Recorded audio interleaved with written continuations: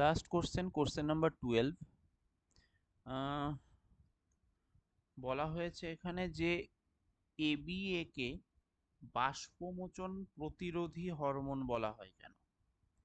ঠিকভাবে খেয়াল করবি, বাষ্পমোচন প্রতিরোধী। তো আমি পড়ানোর সময় বলেছিলাম কেন বলা হয়, কি জন্য বলা হয়। ঠিক আছে, এবিএটা আমার প্রতিরোধকারী হরমোন, জেনারেলি মানে নর্মাল যে গ্রোথগুলো হয় সেই গ্রোথগুলোকে বন্ধ রাখে। তো সেই রকম আরেকটা ফাংশন দেখা যায় যে বাষ্পমোচনকেও আটকায়। ঠিক আছে, এইবার বাষ্পমোচন একটা প্রয়োজনীয় ক্ষতিকর পদ্ধতি, জানিস, তোরা ক্লাস 9-এও পড়ে এসেছিস। তো এটা কেন হয়, কি জন্য করে, সেটার জন্য কয়েকটা পয়েন্ট তোদের জানতে হবে, লিখতে হবে। তো ধর কোনো মরুভূমির পরিবেশ বা শুষ্ক পরিবেশ, সেই সময় তো জলটাকে ধরে রাখতে হবে, সেইটা একটা স্ট্রেস কন্ডিশন। তাহলে আমি কি বললাম, একটা ধর মরুভূমির পরিবেশ,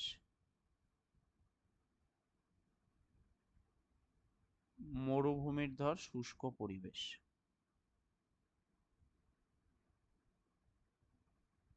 তাহলে এটা একটা কি কন্ডিশন, স্ট্রেস কন্ডিশন। ওকে, এইবার মেইনলি সেখানের যে দায়িত্বটা হবে সেটা হচ্ছে জলটাকে যাতে আহ, জলটা যাতে বাষ্পীভূত না হয়ে বেরিয়ে যায়, সেটাকে যাতে স্টোর করা যায়, সেটাকে যাতে বাষ্পভবন থেকে বাষ্পমোচন থেকে রক্ষা করা যায়।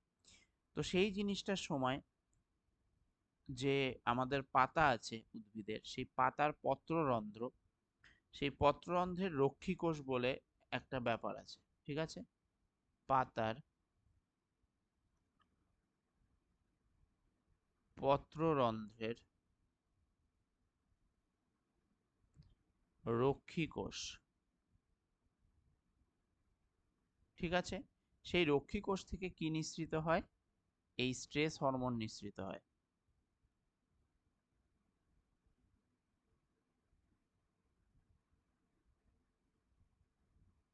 ক্লিয়ার?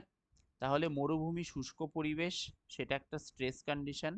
সেই কন্ডিশনে কি হচ্ছে, পাতার পত্ররন্ধ্রের রক্ষী কোষ থেকে এবিএ, অ্যাবসিসিক অ্যাসিড নিঃসরণ হচ্ছে, যেটা কিনা আমাদের স্ট্রেস হরমোন, তাই না? এটাকেই আমরা স্ট্রেস হরমোন বলি। এইবার দেখ সেই হরমোনটা এবার এই কন্ডিশনে কিভাবে উদ্ভিদকে রক্ষা করে। নিঃসরণ হলো, এবার এই যে হরমোনটা নিঃসরণ হলো, এই হরমোনের প্রভাবে কি হচ্ছে, এই যে রক্ষী কোষটার প্লাস তার যে পর্দা আছে, সেই পর্দার ভেদ্যতা বৃদ্ধি পায়। ঠিক আছে, তাহলে রক্ষী কোষের কোষ পর্দার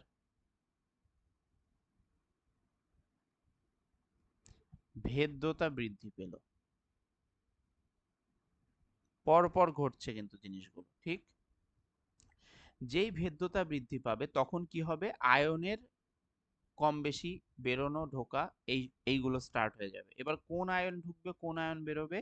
তো আমরা জানি যে পটাশিয়াম আয়ন ছিল রক্ষী কোষের ভেতরে, ঠিক? তো সেইখান থেকে, ভেতর থেকে আমার পটাশিয়াম আয়নের ইফ্লাক্স হবে বাইরে, পটাশিয়ামের ইফ্লাক্স হবে বাইরে, বেরিয়ে আসবে পটাশিয়াম আয়ন। এবং তার পরিবর্তে, ঠিক আছে, তার পরিবর্তে আমার কি হবে, হাইড্রোজেন যে আয়ন যেটা বাইরে ছিল, সেটা কি হবে, রক্ষী কোষের ভেতরে ঢুকে যাবে। তাহলে হাইড্রোজেন আয়নের ইনফ্লাক্স হলো। খেয়াল করবি, এইটা খুব ইম্পর্টেন্ট, পটাশিয়াম আয়নের ইফ্লাক্স হবে আর হাইড্রোজেন আয়নের কিন্তু ইনফ্লাক্স হবে। যেই এটা হলো, তখন কি হচ্ছে, রক্ষী কোষ যেটা ছিল তার কিন্তু রসস্ফীতি চাপ কিন্তু কমে গেল। ঠিক আছে, মানে রস শৈথিল্য হলো। তাহলে রক্ষী কোষের রসস্ফীতি চাপ কমে গেল।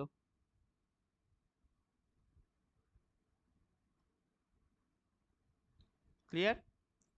যার ফলে কি হয়, পত্ররন্ধ্র কিন্তু বন্ধ হয়ে গেল। তাহলে পত্ররন্ধ্র যখনই বন্ধ হয়ে গেল, পত্ররন্ধ্র যখনই বন্ধ হয়ে গেল, তখন কি হচ্ছে, বাষ্পমোচন বন্ধ হয়ে গেল।